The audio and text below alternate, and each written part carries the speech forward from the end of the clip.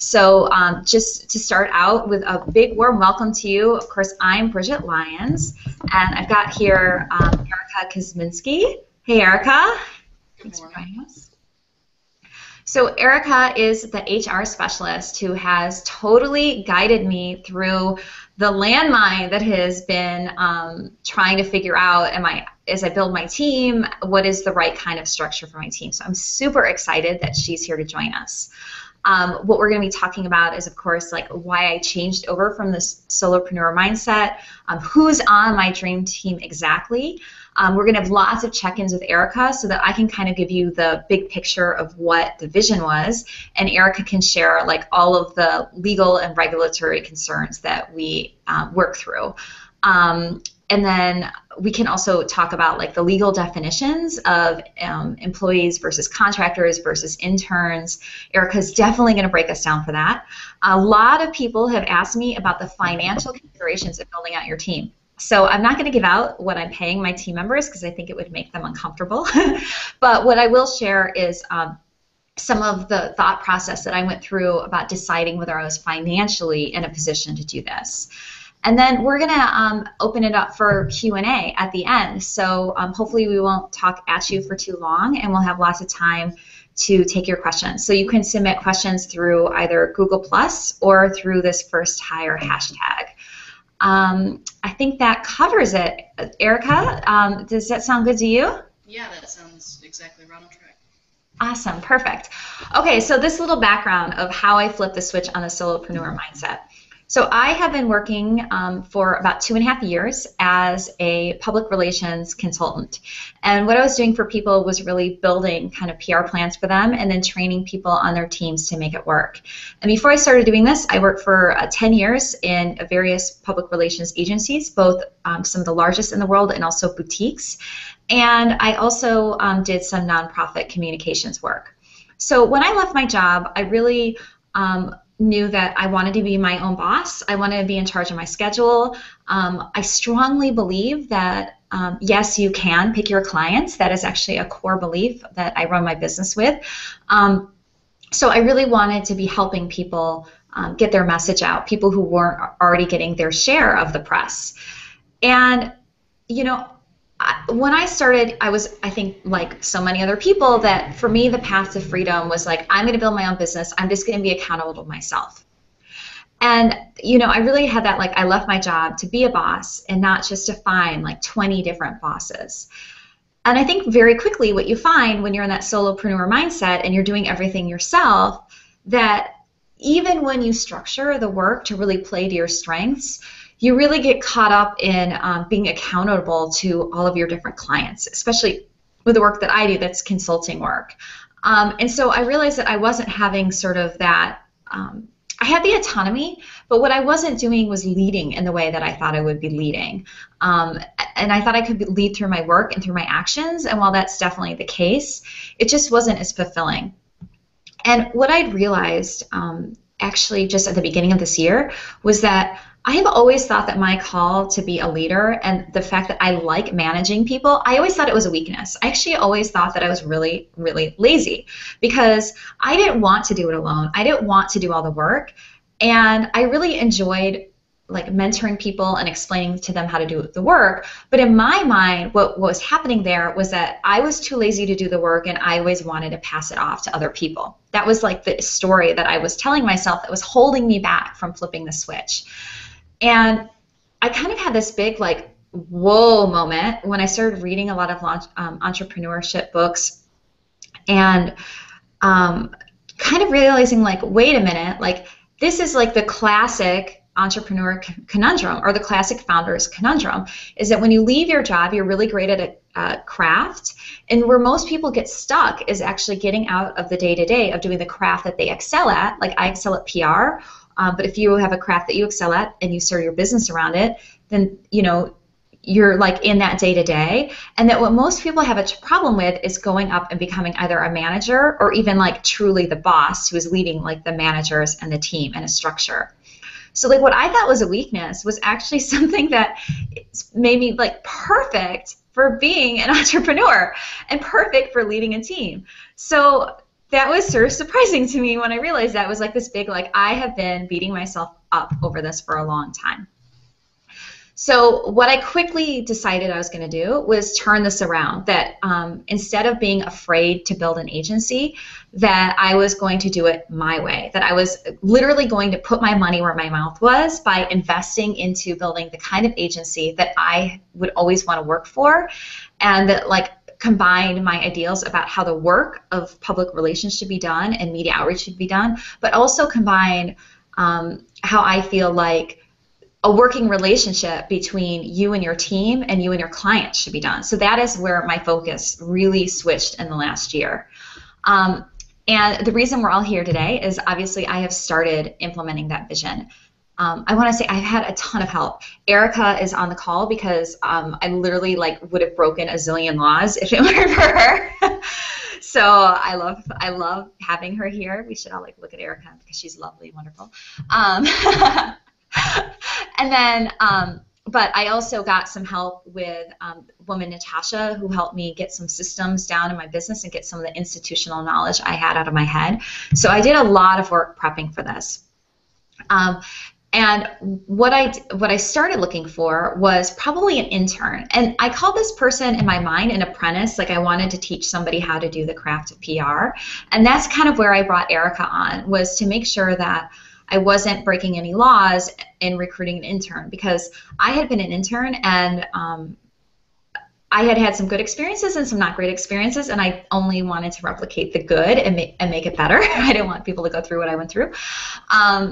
But I also knew that there were some laws about internships, and I had this hunch that there were like a lot of people treading on very thin ice, and I didn't want to get in trouble with that. So first I'm going to share with you kind of what my team is very quickly, and then I really want to check in with Erica here so she can share the legalities of like who's an employee versus contractor versus an intern, and like the pros and cons of each. So what I have built is this blended team. I have a mix of contractors and employees. This first hire I'm talking about is Maggie Hassler. Maggie, I know she's watching right now, checking in. And she is a full-time employee who works with me. She's salaried. She's an exempt employee is the term.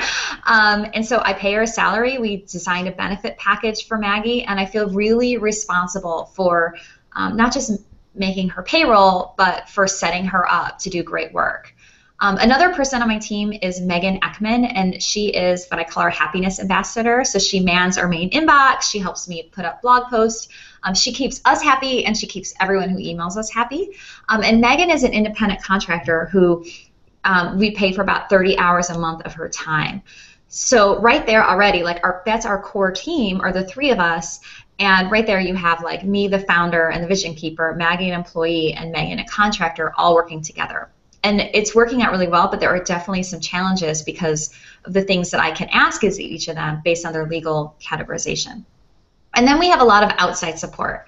So Erica, who's on the call, Elizabeth Potts-Weinstein, who is my legal counsel and also played a role in this, Natasha, the systems chick, who really helps me with the behind the scenes when I need help of like getting systematized and organized and getting all my information out of my head and to my team. And then I do a lot of work also with Liz Lockhart, who does like this awesome Google Analytics, SEO stuff. She's amazing, and I call her in both for us and for client work whenever I can, so I consider her part of our team. And then before we go any further, I also want to say, like friends, right? Friends are part of your team. Like your team doesn't always have to be, since we're talking about team building, like people who you pay. Like your like high council, isn't that what Pam Slim calls it? Your high council of Jedi Knights. Like I have people like Tara Gentili and Megan Ahman, who I'm constantly calling for support and advice, and Kate Svoboda, who's Kate, you might know her as Kate Courageous. So just wanted to like give them an honorable mention because they are definitely part of my team, even though they are not on my payroll. They are like my heart and my advisors.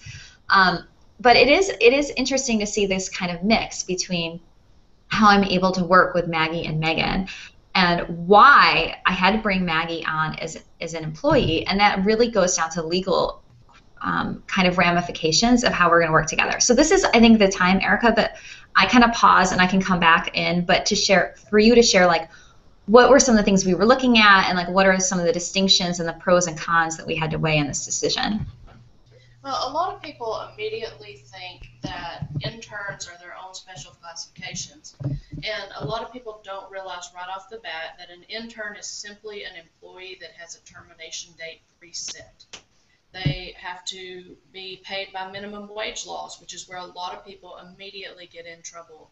I'm brought in for mediation a lot on federal cases, and that's a huge complaint a lot of times is people will get out of their internship and then realize that because either they weren't a student or their school required payment, or and some of the schools will require it as a stipend where you get paid at the end of your internship, but you still are responsible for the minimum wage law. So a lot of free interns are just flat out illegal. And that is because the only way that a free intern is legal is if they are a student that is qualifying for credit and their school requires an unpaid internship for them to get their hours of credit. A lot of those internships, like the school that we were looking at, they had two options. We had either a paid option or an unpaid, but we could not use the unpaid intern more than 20 hours a week. The paid intern, we could work them as much as we wanted to. When you're looking at the distinction between an actual employee and a contractor can work virtually. They can work from pretty much anywhere as long as you have yourself set up right. There are three main red flags that you're looking at an employee over an independent contractor. For an independent contractor, you cannot set their hours. You can give them projects, and on the side of that, the independent contractor is allowed to leave between each project without notice. So you can't call them and say you have to work 9 to 5. If you do, they're immediately an employee. For an independent contractor, you cannot provide equipment because they're a contractor and they have their own business license, they file their own taxes, and they retain their own taxes for paying those tax reasons. Then they provide their own equipment because they should have it. So if you are working in an office space where they're continually using your equipment, they are most likely an employee. And the third major thing is training. When you're working with an independent contractor, they are a trained expert. You should not be bringing in somebody and expecting to have to give them 70 to 80 hours of training or more, because that immediately indicates that you are not working with an expert in their field. So that throws them out of that independent contractor realm. And that's where I think a lot of people get in trouble with their interns. They bring in interns as independent contractors when the entire point of having an intern is training them, and so that they learn to master their field. And that was immediately when we started talking about interns, when the very first time Bridget and I talked, was that she was concerned that she could not train an employee to the point that she needed to, because that was the whole point. She was bringing somebody on so she could teach them the ins and outs of PR. So we did go forward looking at interns and co-op students. And normally when you hire an intern or a co-op student, 2 to 4 weeks and you'll have an intern in your office. And the particular school that we started working with, they have a 6-month period before you get your intern, and that proved to be quite a difficult process for the graduate school that we were working with. Yeah. So it was like, as Erica's saying, we just had so many kind of ins and outs of like, what in the heck are we going to do? And I think, Erica, you touched on something that was really important to me, that Maggie might not like hearing me put it this way, but it's a truth about having a contractor versus an intern versus an employee, which is with an employee, ultimately as the boss, you have the most control over what they do, how they do it, and for me that was like thinking about the long-term vision of the company was really important for somebody in that role that would be working with clients.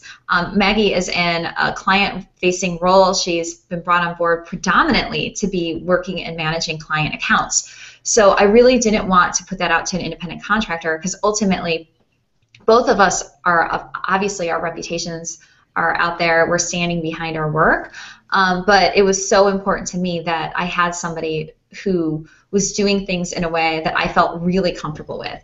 Now, the beauty of hiring Maggie is that we actually worked together 6 years ago, and she had interned for me at an agency. So I knew that Maggie was already doing things the way that I would like, because we've kept up over the years, and I know her work product over the years. She is amazing. So I was really lucky and able to be able to have that kind of confidence in hiring her and knowing that she can jump right into that role. But in general, though, it would have been really hard, I think, for me to feel like very comfortable putting people with clients and the kind of business that I do if I wasn't able to be a part of the process and be able to say, like, well, are you spamming reporters? You know, like, that's really common. Right, like that's really common that people, especially low-level PR people who haven't been trained better. I did this in the beginning of my year because it's what I was told to do, where you just send out a mass email to 100 reporters, which is, you know, spam by another name. And so I wanted to be able to make sure that that was actually that the work was being done in a way that I felt really comfortable putting my name behind. And I just couldn't do that with a contractor versus, I mean, I can vet somebody and give them the specific work and fire them, you know, like not continue the relationship, but it just is like there's that trust level isn't quite there. I can't be 100% sure that they're as on board, I think. And that might be, yeah. That also gives you, there's two things there that I wanted to comment on. If you are constantly hiring and rehiring independent contractors, especially that are going to work directly with your clients, what is that saying to your clients? That every time they contact you at, you know, your generic email account, someone different is responding. When they know that you're a small agency and there may only be 4 or 5 of you, and if 2 of the 5 are constantly rotating in and out, they're going to start to lose faith in the stability of your business. And the other thing that I was going to say really quickly is that you'll notice, some people may know this, some people may not. If you notice a lot of the larger corporations, if they're working with contractors, say like IT people or whatever contractors they have on staff, they pay those contractors every week in a very ditch strategy to try to maintain control of their work, because for an independent contractor, they technically own their work until you pay them.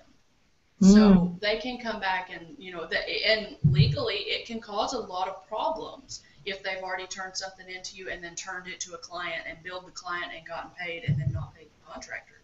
So that's why you see that practice happening a lot, where they may even get paid multiple times a week, which is a payroll nightmare, to be honest. Oh my gosh, I bet after setting up payroll. The nice thing about payroll is once you set it up, then everything normally goes smoothly. But those first few weeks, yeah, payroll can be very interesting.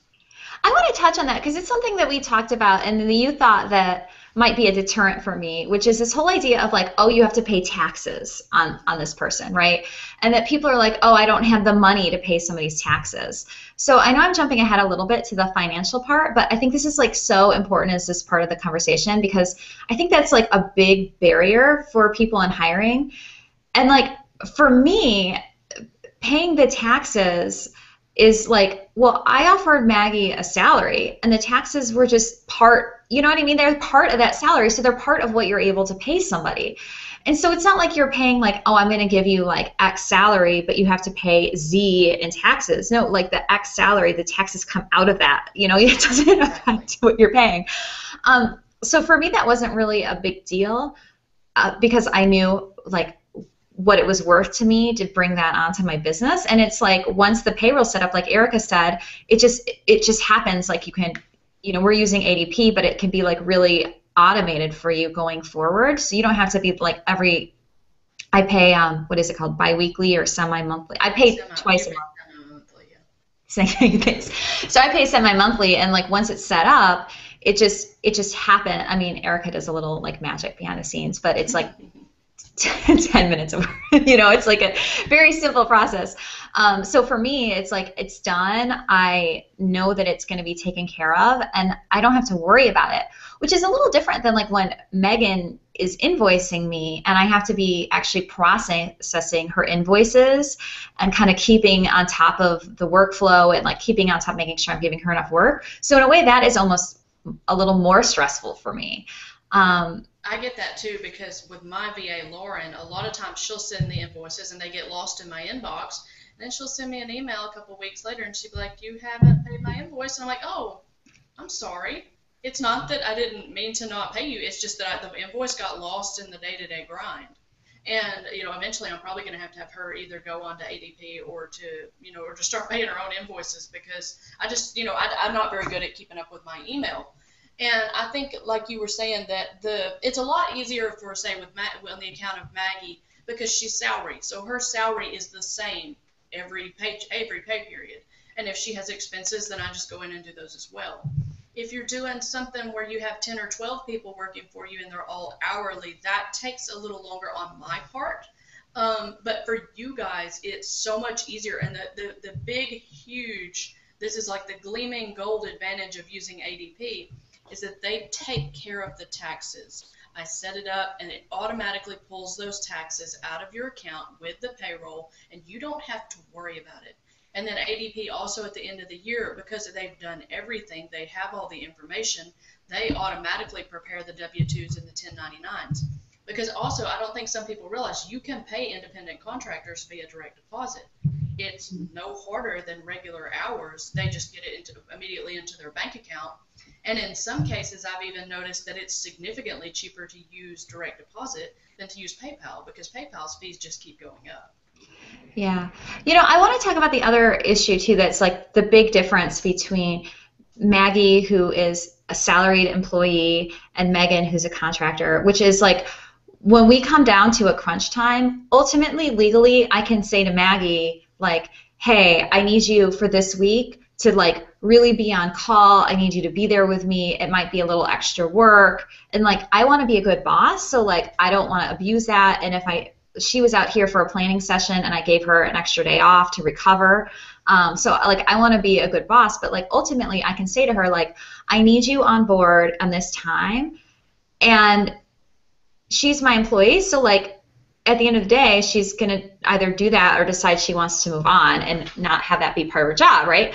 But like with Megan, who's the contractor, she like, I can't really, I don't quite have the like full authority of like saying like, this is crunch time, I need all hands on deck, I just need you to like drop everything else, everyone else you're working with, right? I mean, there's like I think there's even like a gray line with the regulations there. There is. You can't call your contractor and say, "I know it's 11:30 at night, but I've got to have this out by 5 a.m."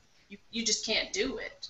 It's illegal on so many levels. I mean, well, now you're freaking me out. I mean, if you email it to them and say, "I really, really need this done. If you're really available, like right now," it's a little different. They can step up and do it, but you can't require them to do it, or you're going to terminate them. Yeah. But with Maggie, and like I'm not sure if many people know, with Maggie's job before, she was working with events that, and some events for big corporations, they might go until 10 or 11 o'clock at night. And so she was required to be there and then turn around and be at work at 8 o'clock the next morning. And so that is, and you want to be a good boss and you want to be accountable, but that also is an advantage for you as the employer to having an employee over a contractor, that if you're working on a large launch and the stuff just has to be done, then you can require overtime in most states. Well, let's talk about the launch, because if you're having a launch and it's like it's going to end, is having an employee the right way to go? Or is that, you said an intern is just an employee with an end date. Is that like having the best structure for that, having a paid intern? It could be, depending on the situation that you're in with your business. Some people, the disadvantage for some people in having an intern is like we said before, was that you wanted to train somebody into the ins and outs of PR. But interns are, like I said, they have a capped termination date. Most of the time they're in school, and the co-op program that we were looking at, they technically were in school for that semester, but they were taking no classes. So at the end of their 6-month internship, they're probably going back into classes. So in some cases, you may be able to hire your intern as a full-time employee. However, if you can't, then if you need somebody to help you, you're looking at hiring and training another intern. And that cycle, especially if you're working with 3-month interns, because some schools do 3 months, you're starting over so many times a year. Now, if you just need a warm body there that knows how to turn the thing off at midnight, then that might work. But if you're actually looking to train the people, that becomes an issue. The other thing that some people worry about with interns is that you have to train them to do certain things. You can't have them technically, if you're having an intern get your coffee and wipe down the counters and that kind of thing, that's wrong. It's technically illegal, because there was a huge case against the CSX train company a few years ago, where they said that they were having these interns drive trains or work on these things within the trains, and that they were making profit off of the interns, and that immediately made it illegal. So what they were having these interns do is drive their trains across the train yard, back and forth and back and forth and back and forth, because that was the only way that they could train these interns that they would then later hire on to work on their trains, because they had to train them. Yeah. But they couldn't find any way to do it that they weren't making a profit off of them that was not required for their class.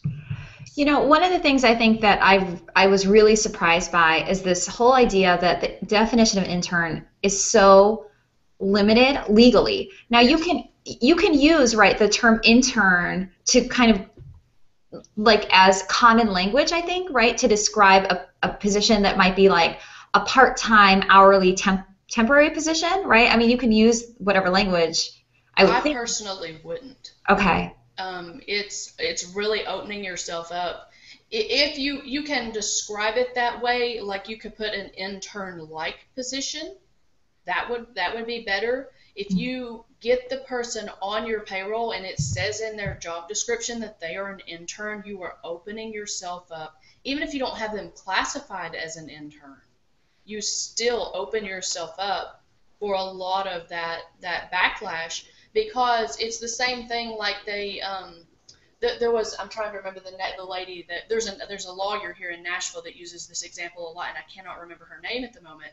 But you know how you go on YouTube and at the bottom people will like overlay music, or it'll be just a song or something, and it'll say copyright to such and such company, no infringement intended. That is the worst thing that you can ever do. If you ever admit that you are, I'm sorry, that was my phone. I thought I had turned the ringer off. If you ever admit that you know that such and such things with an intern or such and such things with a copyright is illegal, you are admitting that you know you broke the law. Oh my God, that's wild. All right, I want to move on from the intern, because I think people are going to have a lot of questions about, it totally kind of shocked me when I learned that all this, and I'm thinking back to some of my jobs and going like, whoa, I wasn't a student, and I know a lot of people who work in like PR, kind of fashion, any of those careers kind of bump Fashion is one of the worst fields. They have all these interns that are 30, 40-year-old men and that kind of things that it's completely illegal, and the only reason they get away with it is nobody stands up, nobody wants to rat them out, basically. And Yeah. if they don't have an example or somebody to testify, because they'd never work in fashion again, because the whole market has stacked itself that way, and it works. I mean, in fashion and in jewelry, and a lot of times, even if the people are in jewelry school, especially when they're doing jewelry design and like metal work and that kind of thing, they'll have an internship, but they will have a list of tasks, and so they will have to learn like foiling like 10 times, and they have a very strict limit on the number of things. And so if you're working in jewelry and you don't need those specific items, it becomes an issue. The reality of the business versus what the internship is allowed to do is usually more negative especially with the small business than it is in the positive. Well, I want to talk a little bit about, because we've talked a lot about like all the stuff that's illegal, but I know there's a lot of people here who work as independent contractors. The kind of work I do for my clients as an independent contractor. So like, let's talk about like how we can structure those projects. Because like, I've got Megan, who is part of my team, who's a VA. I know tons of people who come on to launches as contractors. And I know there's things like you mentioned before, you're providing your own equipment, you're setting your own hours, there's like a specific project structure. Like, what's the kind of checklist that you can give people that if they're working as contractors or hiring contractors, like a lot of us are, that are just the things that are just like that quick safety check that everything is above board? One of the things that I like to say, and this goes back to the financial, and I'm not sure if we're going to talk about this again in a minute, the first thing that you want to do as far as working with the independent contractors, especially if you're working on a project basis, like say you're a wedding planner, when you know you're going to have 2 contractors working for you with the planning, you want to build their fees into your fees for your clients. Bill it and project, and that way everything rolls. And so even if you're working on an hourly basis and you know that you have a contractor, and this is where a lot of people come in and say that, well, I can't afford to hire a contractor. Build it into your fees. Add that 10 or 15% to your own rate and just raise the rate. It works. I know that makes a lot of people uncomfortable, but that's really the best way to make sure that you're covering their rate.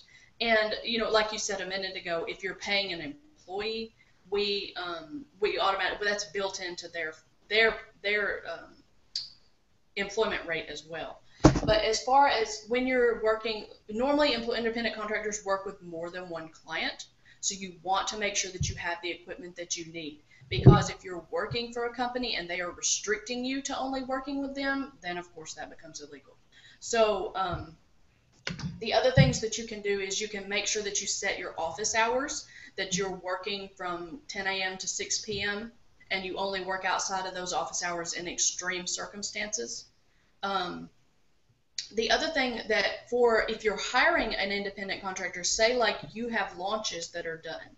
So let's say that you have a launch that's going to be finished on November 1st for a book maybe. So the book is coming out January 1st, and you have to do so many things before then. If you're starting for a January 1st launch now at the beginning of November, you should have time to do all those things.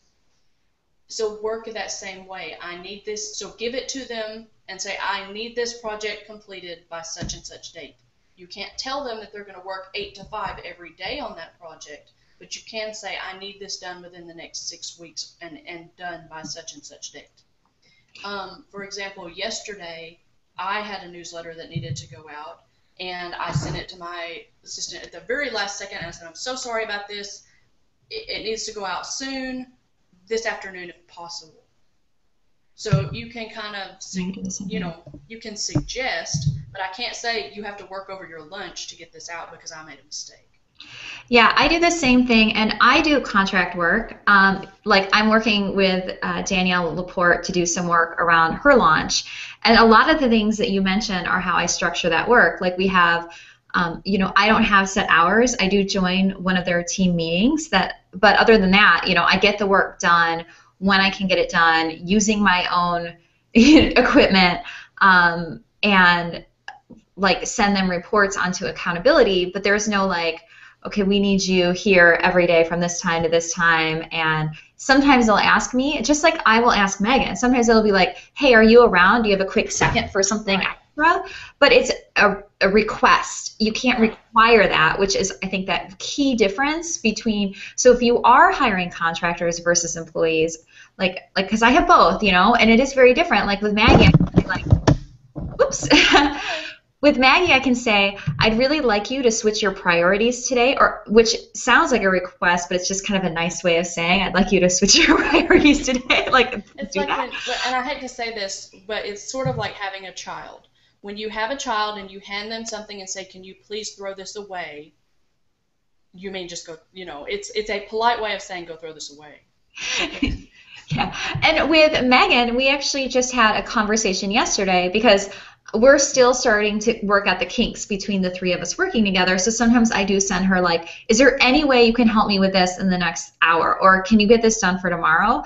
And I have said to her no fewer than half a dozen times, like, Megan, I want you to understand that like I am your client, you're the contractor. At any time, you are more than welcome to say like no, or if you don't respond because you're out having personal time, like Right. I'm not holding that against you. Right. I'm just asking because I need something done and just in case you have the time. Literally, that's it. But like with her, I have to be, or maybe I don't have to be, but I want to be very careful to constantly reiterate, like this is not a requirement of our engagement together. Well, I get asked the question a lot of times, especially I work with a lot of IT people and a lot of hospital staff that come in as contractors. And so like you said, you have this meeting with Danielle Laporte. They send you a meeting request at a particular time that you have indicated, say on your calendar, that you are available, but then you approve the meeting request. They can't say, I need you in this meeting. They request it. And so you approve it, and that, you are indicating that you are okay with that. So because everybody has to have meetings. So that's the way to go about that, is send meeting requests, and send, if you have to, send multiple times if they can't do it at a particular time. A lot of us as independent contractors have a very flexible schedule, and then sometimes like October and November for me, my schedule is going to be really tight. And so there will be times that I will have to say no, that it'll have to wait until the following week, or that kind of thing. And Except working with me, you've been so lovely and really responsive. We got a question on Twitter that I think is relevant before we move on, which is Lois Olson is asking, what's the difference between an internship and an apprentice? And this is actually something that we explored, and I think it's an easy answer, right? It is a sort of an easy answer. First of all, in almost all of the states in the U.S., and Lois, I'm going to assume you're in the U.S. for the moment, that you have to be licensed with the state you are in to have an apprenticeship. They are also normally the kind of hands-on kind of jobs like plumbing. And so once you have your license within the state, you have to, or to get the license rather, actually I should say, you have to indicate what field you are apprenticing in, like metal work. The farriers that work with horses often have apprentices. So they're normally not, like I could not apprentice as an HR person because it's an intellectual job. So apprenticeships are usually more hands-on, like mechanics and that kind of work. And the licensing to get, especially in the state of California, is extremely stringent. In the state of Tennessee, where I am, it's not quite as hard, but you still have to work within those fields. So an internship and an apprenticeship are entirely different, because normally with an apprenticeship, the other thing, and especially in the state of California, you also, if you have the apprentice, you have to pay for part of their schooling. Mm. So that kind of, normally with an intern, you have someone who's already in school coming to you, whereas the apprentice, you may have to pay for so many hours of their schooling to even have them in school. Okay. We have another question, too, that came in a bit ago from Leslie Foreman, and it involves international, so I think maybe we should just try to answer from the U.S. perspective. But Leslie Foreman, who is the person who let us know that she could hear us in the beginning, so Leslie, we have a soft spot for you. She recently hired someone for the first time. She's an American living in Chile, and he's Chilean illustrator, and they have, so the contract is under the Chilean standards, okay, as two individuals, and part of it is in money and part of it is in barter. And, okay, and what she wants to know is if does she need a specific business license to be able to do that, which is something I'm curious about in general. Like when you're hiring people, like what kind of business structures are you required to have before you start hiring, and does it change based on the class of person you're hiring? It does to some degree in certain states. Things vary from state to state, and unfortunately, I'm not greatly familiar with Chile. So I'm assuming is her name's Leslie, right? Leslie. Is she in the U.S. or is she in Chile? I think she's living in Chile. Yeah. Then at this point, I would not worry about U.S. laws at all. If they are paying Chilean taxes, then we need to talk about that. I have access to the HR databases and that kind of thing. I can look it up, but I can't do it right this second. If she wants to send me a message for a private meeting, then I can look that up and see what they need. Awesome. Thanks, Erica, because I know I know we're going to get some tricky questions. So, yeah. Some countries I'm a little more familiar with, but that one I'm specifically not. Like, if we bring it back, like, do you need to be incorporated before you hire an employee? Or, like, I know you have to have, like, a tax ID in the U.S., but what are, like, are there requirements? Technically, you do not have to be incorporated, and there are certain classes of business that you don't even have to have a business name for. Example, like what they call household workers, like nannies and cooks and that kind of thing. You don't have to have even a business name for that. When you apply for your federal identification number for your employers, which is called an FIN. When you apply for that, you put it either under your name, as you can do that as a sole proprietor, or you can work under an LLC or a corporation. So it varies. Some states require that you have an LLC before you hire, but I think there's only 4 of them out of the 50 that require that. And this was a big question for me because I have the identification number that Erica talked about, but I've been filing as a sole proprietor and I'm incorporating, but part of my whole changing the vision here is that I'm rebranding and I'm going to be changing the company name. So I'm in the process of incorporating now. So I have Maggie as an employee before I've actually incorporated, and I was really nervous about that and what that would, if that would even be okay to do. So I was really happy to know that that wasn't a barrier. It was not at all. And especially too, and I know that you're not intending to file by the end of the year, but under the IRS's laws, if you apply for your FIN number in, say, January, but you are applying for your LLC and you'll have it by the end of the year, then just apply under the name that you're going to be applying under. If you are like you're doing where you're changing names, my business is actually incorporated under a completely different name than I use online, and I have a DBA. Because I've changed my business name. I've changed my business in general. Actually, I've sold a business. And at one point, I was operating 2 DBAs under my one business. So if you can have an umbrella name, even if it is your own name, then that's easier than having to go in every time and change your business name under the FIN. But fortunately for everyone, changing your name under the FIN is actually not that hard. Some of the states where you have to say, like, we also have to have a state unemployment number and a state income tax number for Illinois, and that actually will probably be slightly harder to change once you get your business name. But again, it's just a phone call. It's not like it's going to be extremely difficult to change.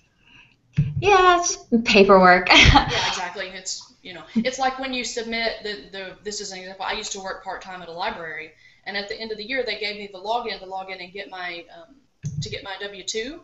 And I kept logging in, and he's like, give it 24 hours. And I'd go again, and he'd say, give it 24 hours. And finally I was like, can you read me off what you've got for me so that I can log in? And it turned out they had my Social Security number completely wrong. And they had to go in and submit a form and resubmit all my taxes and everything that had been submitted. And actually, Social Security was the hardest one of them for them to change. But it was just a form, so it's just more paperwork. Yeah. So I want to kind of go back into like the why behind the decision, because seriously, this is like the question that people kept asking me, like, why in the heck would you have brought her on as an employee when you could have brought her on as a contractor? And I talked about this a little bit before about having more control over how the work is done. But it also is very particular to me in the way that I am building the business. Because the last thing I want to do here is come across like it's bad to hire contractors, because we work with our clients as contractors. I do not believe that at all.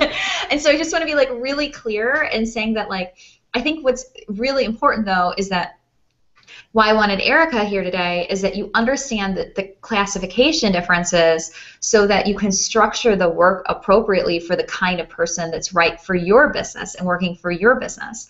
So with Maggie, it was really important to bring her on as an employee because I'm at this point of flipping that solopreneur mindset, and I want to build a creative agency.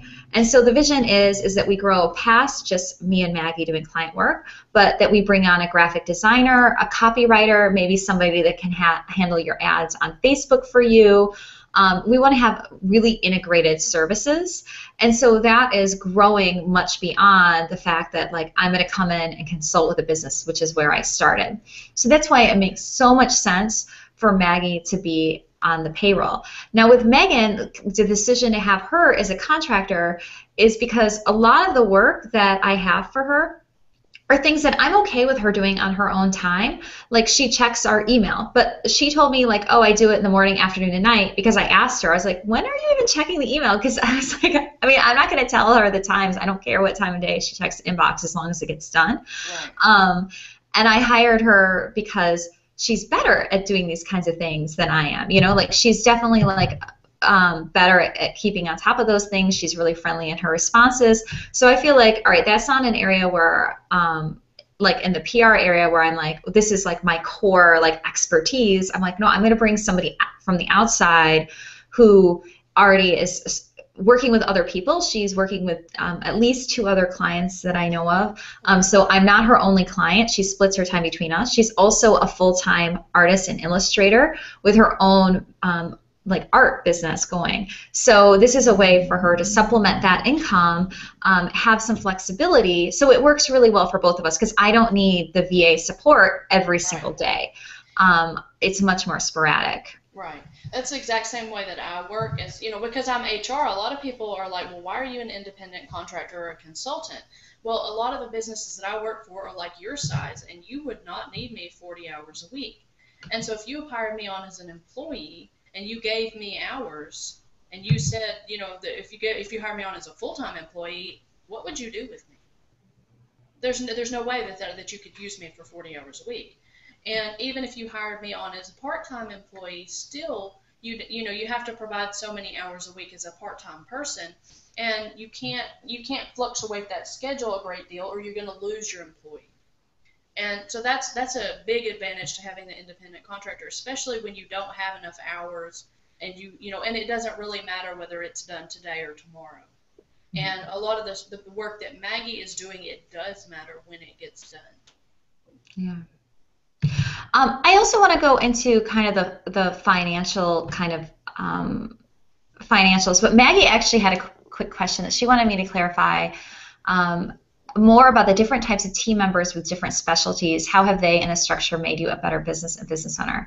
And I'm really glad because this is really important to me that for me, I feel this huge responsibility to my team, and having a team versus working on my own has really driven me to every single day get up and do my best and be super accountable in a way where when I was only accountable to myself, sometimes if I was having a rough day or I was tired or my back hurt or whatever, I just wanted to read a book, it was easier to just say, yeah, I'm just going to take today off. Yeah. But I have hired this team, and this is kind of the end I was going to talk about with trust, but I think it's appropriate to talk about it now too. It's like I have this team of people who are so good at what they do that it inspires me in terms of trying to be a leader for them that will like rise to the level that they're at. So they motivate me in the same way that I motivate them. And this goes into the financials because I know a lot of people have this question about the financial accountability that I have with Maggie, that I have a salary for her, that she's on payroll. People have asked me about benefits, and I can talk a little bit about the thought process behind benefits because we did work out what I would consider a benefit package, although it's probably not traditional. But it's untraditional, which really works for us, I think. But it's not just Maggie that I feel accountable to. I also feel really accountable to Megan because I know that the money that I pay her allows her to do her art. That the money that I pay her helps her pay her rent so she can have the freedom, the artistic freedom to take on those challenges that she wants. So I feel really accountable not just to Maggie, who is my employee, but Megan, who is my contractor, in that way. And so it's really important to me then that I can meet both of the commitments I've made to them, and I don't value one above the other. They're both very equal to me because our team won't work without all of us. And as we grow, it's the same. I'm hiring somebody to help me with web work and branding work, and I feel just as accountable as his an independent contractor. And and they motivate me to just get up and do the very best work that I can do every day. And it's really like I had started to feel a little bit down, run down doing this by myself, a little bit like I missed having that like creative vibe that you get on a team. Right. And it's been, I'm energized by them. Just talking to them, hearing their ideas gives me energy and brings out more ideas for me. So I'm glad that that came up because it's something that's really was important in my decision. In terms of the financial considerations, so this was a big question. I know we're coming up close to the hour, so I think I can stick around a little bit extra. I don't know if you can, Erica. Yeah, good. Cool. So keep sending us your questions. I am happy to answer them either with the first hire hashtag on Twitter or submit them to us over on Google+. But the financial considerations, because that is something that people have been asking me and really want to know about. So first thing I want to say is that definitely with an employee, it's more than just a salary that you have to consider, right? There's a salary, are you going to give health care? In my case, I'm helping, I don't know what the legal word is, but like to subsidize, the health care for Maggie. But I haven't taken on like an employer offered healthcare plans. That's how we did it. There's also like the kind of intangibles like time off, how much vacation time are you going to give them? How much sick time are you going to give them? And I know that a lot of people are afraid that they can't, as an independent, like a solopreneur or a small business, compete with the big guys in the benefit packages. But one of the ways you can really compete is literally by asking yourself, like, what are the kinds of benefits that I wished I had? More vacation.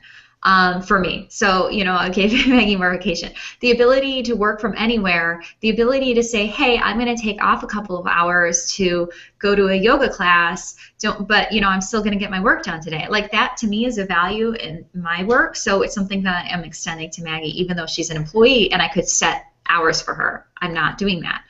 That's what I'm choosing. So there's like benefits kind of in that area that make it really competitive and also kind of fun, like for me it's like really fun, like I'm going to bring Maggie with me to the World Domination Summit, and so that is a benefit that we're going to go to this conference together, and it's going to be a great opportunity for her to meet people, but it's also, I know, a fun time. But I do want to go back to the salary thing because it is more than just a salary, and I have to say, I'm sorry Maggie, you might want to like cover your ears here, but some of the ways that the like extra money, like okay, we have this salary, and not the money that I offered her and agreed to her, but like little things with like the checks and then the this and then that, they kind of added up in a way that I really wasn't expecting, and it was a little hard because it's like it's not just the salary that you're offering to people, it's things like, well, am I gonna pay for part of her internet connection, or do I buy her notebooks or even a computer? Because once they're their employee, then you really should be providing some of that stuff. So there was a little bit of like, I had thought in my head like what it would be, but until you've been through it, I think or have somebody like Erica give you like a checklist, it's kind of like, oh, like there's so much more than you'll think about. Yeah, and people forget about like workman's comp and unemployment insurance and that kind of thing. That you yeah. think about. So it was really important for me before I decided to bring on Maggie and before I solidified her offer to work with Erica and talk about, like, I asked her, like, what are the things, like, there must be things when you have an employee, this is my question to her, like, there must be other things that I have to pay for that I'm not considering beyond her salary. And it turns out there were. What are just a couple of those like things that people need to think about? Of course, we've talked about, healthcare insurance and time off. And, a lot of people differentiate between vacation time and sick leave. And some people even give personal days, and they're all considered different in the eyes of HR. So those are all, things you have to consider. You have to consider whether you're going to pay for her cell phone or her, or business expenses. And, with an independent contractor, you pay for all that, because they bill it to you. But you have to talk about how much. And then a lot of companies, especially if you've ever worked in a corporation, you'll know this. You as the employee pays part of the premium, and then the company pays part of the premium. And depending on what company you work for, that may be more or less. And there's very little legal requirement as to how much of that they have to pay. So it's a personal consideration for each company as to what they're going to provide. And then, like I said, you have to pay as you're paying their taxes. You have FICA, and then you have Social Security, and then you have unemployment, and then you have workman's comp insurance, and then you have other insurances that you can add on as well. And then some companies are even going to want to provide access to a car. And there's an infinite number of benefits that you could provide. You can provide them with a gym membership. You can pay for their yoga classes. And that all comes down to what kind of employer you're going to decide to be and how much you're going to want to put out there. Yeah, and that's a great point, because a lot of these are, I think, the way you almost set culture or decide what the priorities are for your company. So right off the bat, one of the things that I told Maggie is that I want to pay to bring her to some conferences, to do some education. I sent her a reading list. She actually reached out to me and said, what are some books that I can catch up on that will help me understand the philosophy behind how you run the business? And to me, that was such a great question. Right. So I gave her a list of books, and then I actually gave her some books. I also personally, I actually brought her out here because we're remote. So Maggie is based in, and Anna actually just submitted this question, so this is a great time to bring it up. So thank you for the question, Anna. So Maggie is based in Chicago, where I used to live, and Megan is based in San Jose, California, and I'm in Sacramento. So I could presumably meet with Megan for the day, but it's harder with Maggie. So I actually flew her out here. I know lots of people who don't ever do that with their virtual teams. I know virtual teams who function really well, and the main players have never actually met in person. So you don't have to, but I'm very famously extroverted, and so I needed that. But it was also important to me. Maggie and I already had a relationship, and she is going to really be helping me direct the vision of the kind of clients that we're working with. So it was important to me to show her that she was part of the visioning process and bring her out here. So we had this week-long strategy session. We had a super fun photo shoot. We actually brought Megan out for that too, and did a group project together. So that was really great. But those are all kinds of benefits. I brought her out to California, and then we scheduled in fun days. For one day we went to the Napa Valley, and another day we went into San Francisco. And we did brainstorming. We actually never really stopped working through this whole time, even though we were supposed to.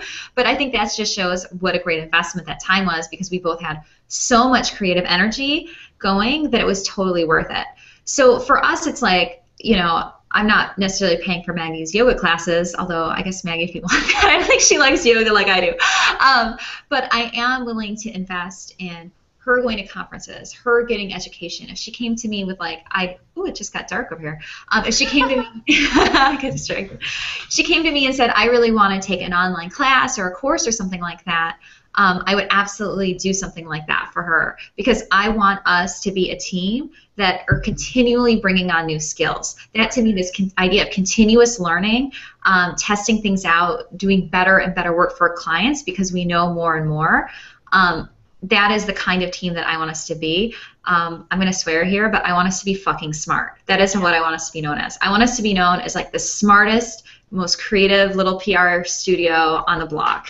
And the only way we're going to do that are by hanging out with cool people and reading great books and going to amazing seminars. So that's where I think one of the best things about the relationship that you have with Maggie is that she knows that she is comfortable in the relationship and knows that she can come to you, especially inside the contract that we have, and say, I want to take this class, or can you, could you buy me this book or whatever? And, because it's a possibility within the structure that you have set up. Yeah. So the other financial thing that I did is it's going to change for everyone, but before bringing Maggie on board, gosh, everybody's been asking me this question. It's really hard to answer because I don't want to give away too much of information that's also personal to Maggie. Right. But when I was looking at her, it was, we were looking at doing an intern. So I was, at that time when Maggie and I started talking, there had always been a back of my head, I would love it if Maggie would be on my team someday, but I thought there is no way this is going to happen. She works for the Shed Aquarium. She has an amazing job. I could never pay her enough. Whew, it's hard to say that out loud. But that was something that I was constantly saying, there is no way that I could ever afford, at least to recruit Maggie away from her dream job. And it turned out that there were some things that I could offer to her that weren't financial, that maybe her dream job couldn't, which part of that is flexibility and schedule. But in terms of like financially, there is a little bit of like, we have some clients lined up, we're teaching courses, there's money coming in, but there is a little bit of leaping before I'm ready with bringing her on board. And I knew that it was time to do that because I'd been turning work away. So I know that there's work coming to me and I've been turning it away, and some of it was breaking my heart to turn away because there were people that I really wanted to be serving in the world. So there was a little bit of a leap before you're ready though, but one thing I did make sure I did is I have 3 months of cash flow in the bank. So I know that, because cash, like there's a lot of, you know, oh, I have a contract and so there's money coming in. But you know, that contract could be ended at any moment. So I have enough money in the bank basically to pay Maggie's salary for 3 months and everything that I promised to her, to pay Megan's salary for 3 months, to pay what I think that I'm going to owe my other consultants, and to start the branding work and work on the branding work. So for me, it was important to do that. So that doesn't mean necessarily that I have Maggie's full year of salary in the bank, right? I'm talking about 3 years of cash flow and then a projection that says we're going to knock this out of the park. And actually, I'm so confident that I told Maggie we're going to have an automatic 6-month salary review where hopefully in 6 months, when we're going gangbusters, I can actually increase her salary. So that was one of the things that we had talked about in doing, because like I really believe that people should be compensated really well for the amazing work that they do. So because that's important to me, that was how I kind of managed that. Like, I'm going to leap before I'm ready. I have this commitment to all the people who are working on my team that I pay them like they expect to be paid, and that they don't wake up in December or January and not just Maggie, but also Megan isn't getting what they budgeted for. I'm not okay with doing that. So I have enough. And that's in my business account too. So it's like the business funds totally separate from, because I mentioned before I'd been working as, what's the word? The sole proprietor. So, you know, I have like the separate business account and like everything. So it's like all there. It's not being touched for anything except for what I have promised to the people who are working for me that they will have. That was my decision. I know it's going to be different for everyone. So that is the level of like risk versus security that I was comfortable in offering to people. I think in every business there's going to be growing pains, and that's really and honestly what you've done is you've gone from being a solopreneur and kind of doing this all out on your own and laying in bed if you wanted to go into having a full grown-up business. And then you have the vision and the projection, and in 5 years I'm not even capable of thinking about what your business is going to be, because I expect it to blow up. Thank you. That's exciting. That's exact. At some point, I expect you to bring me on as full-time HR. Oh, I didn't know that. Okay. No, I'm kidding. I'm kidding, but you know that's always an option. You know, it's, you know, and that is what it is like, that's why I brought Erica on. That's also why I worked with Natasha like a few months ago to get my systems in order. Right. You know, I did some work with my friend Tara Gentili through her 10,000 Feet program that we actually co-teach, but as part of that, I actually went through it and talked to her about the vision for the business, because for me, like, it was really important not to just bring somebody on because I felt like, oh, I could grow or the work was coming. Like, work was coming and I've been turning it away and turning it away and turning it away, and then something switched for me where you said it was like I wanted, and I don't want to, I mean, this is sort of how I think of it, and maybe it sounds kind of negative, but like, I want my little business to grow up. I want it to become a mature business. And to me, maturity means vision, and it means getting your ducks in a row, putting your shit in order, and like, you know, like, swearing sometimes, whatever, it's cool, I swear.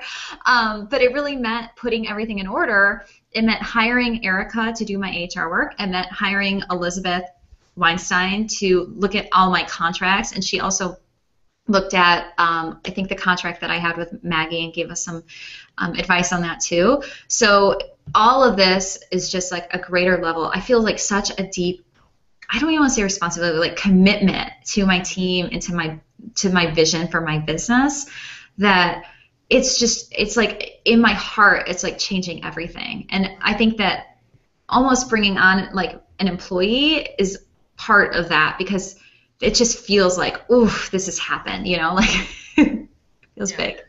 I think that's one of the things that I love about what you've done is that you've gotten the grounding and the foundation under your business before you start to grow up. Because you see in a lot of businesses, you may notice this in your area, I notice this a lot here in the South, where restaurants and little independent shops will open up, but they haven't done their background work. They don't have any revenue or any funds in the bank.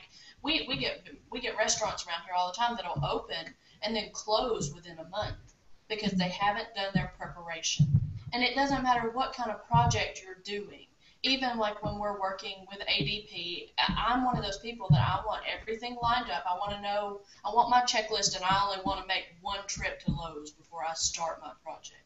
It's so much better that way, and I'm so glad that you did it in the order that you did, that you've got your systems in place, you prepared yourself, and then you took each step before you started to hire. Because if you had hired Maggie 6 months ago, I'm scared she would have ran away. Just because, well, we all have our issues, and like I've had the problem too where, some days I just don't want to work, so I don't. But if Maggie is having to chase you around to get her work and to get things done, or she's constantly waiting on you because your systems and yourself aren't in place, and I'm not saying you specifically, Yeah. you have to have that, you have to have some kind of semi-structure in place before you can start relying on other people. And I think that's true of any kind of hire, because like with Megan, we definitely had a little bit of lag time, even though I had set some things up, but just while I was in a place where I was really busy and getting her up and running.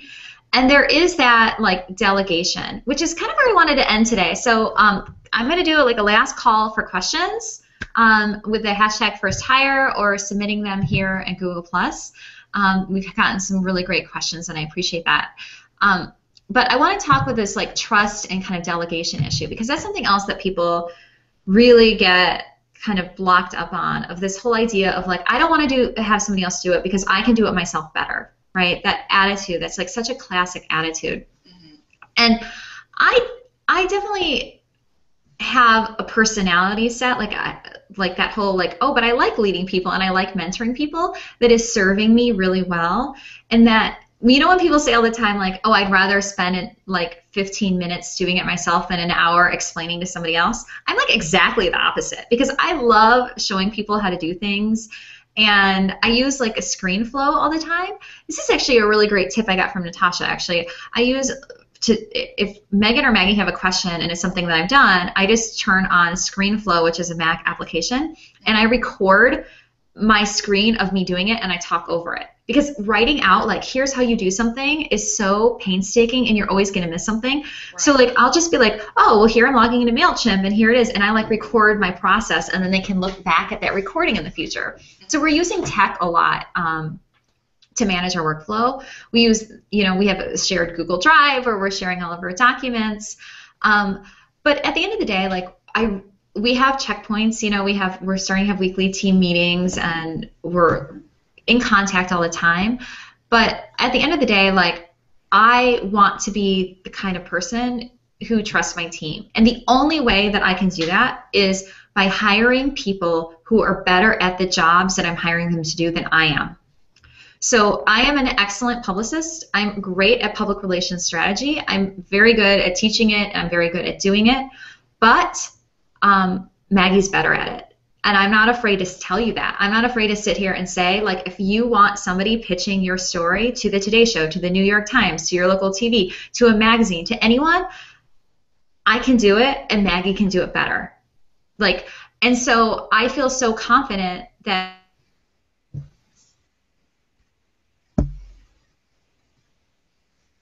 I'm not sure if Bridget froze or if I froze.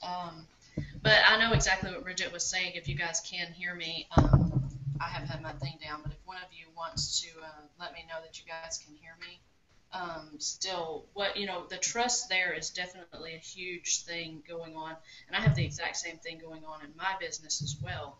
My first business that I sold, I owned a transcription company while I was still doing my HR work, but I needed something while I was getting everything done, and I am a certified legal transcriptionist. And so I'd started that out to get a little money coming in the door. And after a few months, I had so much work coming in that I had to hire a project manager and a team in order just to get that kind of work done. And if I hadn't hired my project manager and a project manager that I had trusted, I think that things would not have gone very well because well, first of all, I started working from home when my daughter was 9 months old, and when she was 17 months old, she got H1N1 back in, I think it was 2010, when all that was going on, and we were quarantined at our local hospital for like 11 days. And it was one of those things where we were taken from the doctor's office to the emergency room to the quarantine room, and I didn't have a laptop, I didn't have a book, I didn't have anything, and they wouldn't let me out. And fortunately, I had my cell phone, but where we were, I couldn't get cell phone signal. And I literally had to have the nurses go down to the nurses station and call Riley's dad. And when he got there, and I had told him, I was like, go and get this stuff, and he didn't. He came straight from work. And I was like, the one time you don't listen to me, I was like, they now have you quarantined. And we couldn't leave. And so I didn't have any way to contact my clients. And so it was just very fortunate that I had sent a text message on the way to my project manager, and she just took over. And so everything just continued on, and a lot of my clients never even realized I was gone. Wow. Oh my gosh. Thank you for filling in since I dropped away, huh? Yeah, it was. It just kind of froze mid-sentence, and I'm not sure what happened. So. Well, I love, oh my God, being quarantined. That is a case for building a team, too.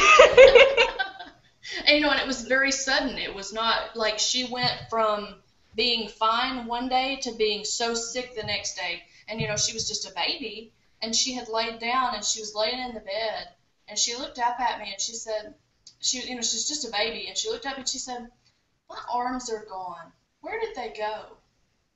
And I started looking at her, and she says, my feet are tingly, and they're gone too. And I realized that she was having so much trouble breathing that her hands and her feet had gone numb. And it was at that point that we were like running out the door, and I was like, what in the world has happened? She went from running around the house to being sick like in the blink of an eye. And, it was just, it was really scary. Wow. Oh, I'm glad you had support. Yeah, definitely. Maggie, you and Megan are here for me if any overlaps. All right, lady, I think we're going to wrap it up. Is there anything that I was in, I don't know when I got cut off, that I should round out? No, I think actually where it cut you off was a good point, but I'm not sure what you were going to say after you got cut off. That was what you were talking about, was the trust. And I think that is the thing about this team. You have built a dream team, and it will be a fantastic base for the rest of your agency. Yeah. I think that's all I was kind of saying, is just, I trust Maggie because she's the best at the work of PR. She's the best publicist I know. And I trust Megan because it hurts her if there's unanswered emails in our inbox. Like, she feels like emotionally, like she'll be like, Bridget, you have to get this to me. I need to send it to people. Like, they're waiting on you. Like, she emotionally responds to that and feels called to help people and to answer them in that way. And so I can trust her explicitly with that and with some of the other things she does, because ultimately she's better at that than I am. So I think that's where it comes down to, of don't be afraid to hold out for and to recruit and to seek out the people who are excellent at the jobs that you need to be filled. Right. A lot of times you think you may be better at the job, and then once you see somebody else do it, even though it's not exactly the way you would do it, item for item, a lot of times you'll find that other people are better and faster. It's like, I can use MailChimp, I just don't. My assistant's so much faster at it that I just let her do it. I probably would have to call her and ask her my password. Oh man, I would love to give up my control. That's on the list, though. That's one of the things that Megan does for me too, and it's just like, thank God. Okay. Well, with that, of how your team makes you breathe easy, and that the commitment is totally worth it, because honestly, I think being committed just to things it's like a really good feeling. It doesn't feel restrictive to me. Like I have a huge value for freedom, and this is actually, I think, helping me find that freedom that I want. Right. Um, I think you were more restricted when you were trying to do it all yourself. And, being up until the middle of the night working on stuff is not healthy. And you didn't have the freedom that when you first stepped out on your own, you didn't have that freedom anymore because you had so much work to do. Yeah, I will say that's true. So this is a wonderful place to stop. I really appreciate everybody who has stuck around live. And of course, this recording, I'll post it to the page, and it'll also be available on YouTube. Thank you so much to everyone who has asked questions. Of course, I'm happy to answer questions. If you have any watching the recording, you can just post them here with the video, and Erica and I can kind of pop in and answer any questions that you might have that we didn't cover. Thank you so much. Thanks, Erica, for being such a support to me and answering everyone's questions today. Oh, of course. It's always lovely to talk to you. All right. Bye.